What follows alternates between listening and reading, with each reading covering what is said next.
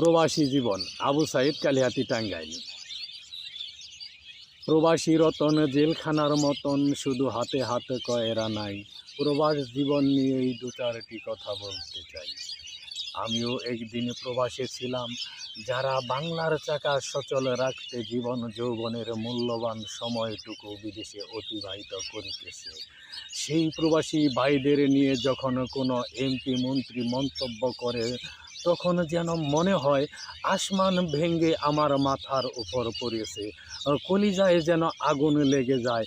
কিন্তু আমি তো একজন খেটে খাওয়া মানুষ। বাংলার শ্রমিক বিদেশে নাম নিলেই 5 লাখ টাকার তলে। ভারত, নেপাল, শ্রীলঙ্কা বিদেশে যায় 60-70-এর বলে। ভারত, নেপাল, শ্রীলঙ্কা পারে, আমরাও পারতে চাই। বাংলার শ্রমিক 1 লক্ষ টাকায় বিদেশ যাইতে চাই। ভারত পারে, নেপাল পারে, আমরা কেন পারবো না ভাই? বাংলার শ্রমিক 1 লক্ষ টাকায় বিদেশ যাইতে চাই। ধন্যবাদ প্রবাসী জীবন। আসসালামু আলাইকুম।